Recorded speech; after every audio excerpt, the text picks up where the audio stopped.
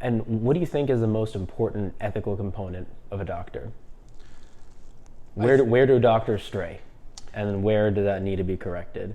So I think that there's too much of a trigger, especially in the system we're in. I think it's driven for us to recommend treatments, and a lot of treatments.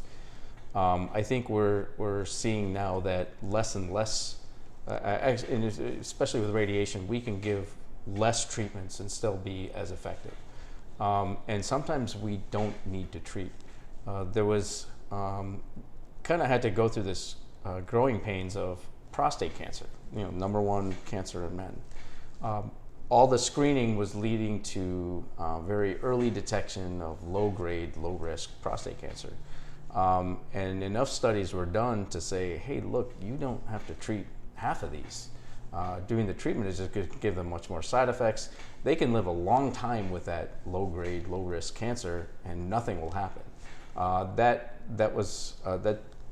That's now kind of the standard of care. If we see somebody like that, that's like in their 70s, we're like, let's just watch this. We shouldn't do anything. And I think there are still doctors out there that are like, oh, no, you got cancer. We're going to have to give you the full course of treatment. I think that's the biggest hurdle we have to overcome, is that understanding that sometimes less is better and no treatment is better.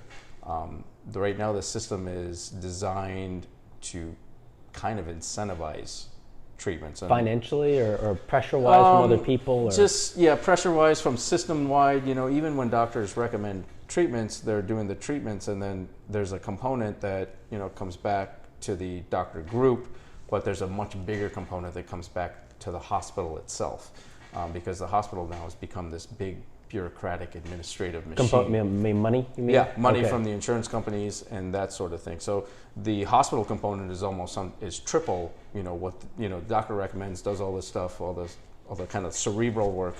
But then there's all the technical aspects. It's the nursing staff, it's the machines, the maintenance of the machines, it's the all the staff behind that, and so that's coming back to pay for all that. So there's a huge component of cost that's associated with making these recommendations. It's not just, oh, I'm just going to recommend this, and there's a huge cost behind it that people don't understand. And that's all because of the complicated billing system, the way the insurance companies have been working with, with Medicare and Medicaid. It's you need a separate degree just to understand how all of that works. And we get asked by patients all the time, well, how is this going to be covered? How much is it going to cost? And we never had training in understanding the billing.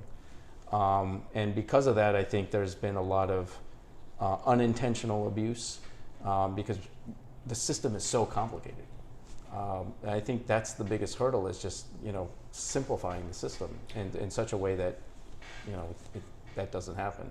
And there's been talk about trying to make, it's like, you have this diagnosis, you get this much money for the whole thing, not a penny more. So whatever disciplines you need to do, this is how you're going to,